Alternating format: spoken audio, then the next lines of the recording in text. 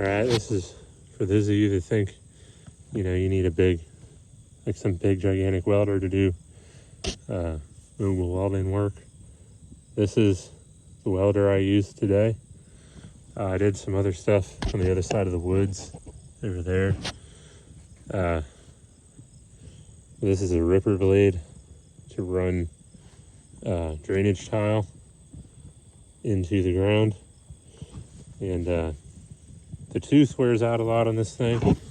So this is the first time I've put one of these on.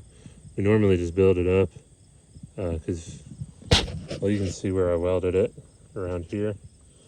Normally I just build up the underside down there until it's like kind of square-ish. This is the first time he had me put a plate on, so I welded from the bottom, kind of at that weird angle, up and around, welded here. Then I switched over to 1/8 inch electrodes, ran a couple passes over this. The underside is all 3/32. Then I started out, this is a strip of metal that goes across here. I started out, ran some 3/32, a couple passes of that, then switched over to 1/8 inch, build up that. And then for the final pass, going over top of all of that, I was running 5/32 rods, 5/32 inch 70/18s. As you can see, it was a lot of welding. I did a lot of welding over on the other side of the woods as well.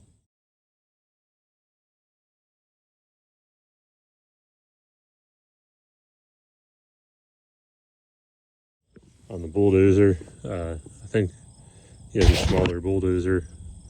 I don't think he runs that bulldozer with this. I think he's got a bigger bulldozer that he pulls this with. But anyway, I did a lot of welding on that. And the only thing that I brought with me today is this little Fronius Trans Pocket 180.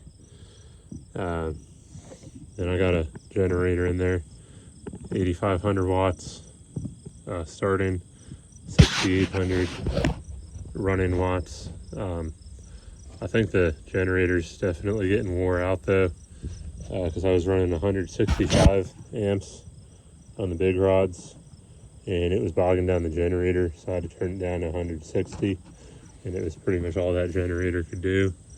I have been able to weld with this generator around 175, 180 amps on this machine, no problem. So I don't know, either the generator needs an oil change and a new spark plug, or the cylinder walls are getting wore out. Maybe the piston's slapping around in there a bit, I don't know, but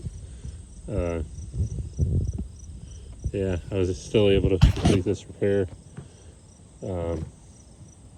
just on this little generator, or this little welder. So for those of you guys starting your own welding business, now you can see, don't need anything super big.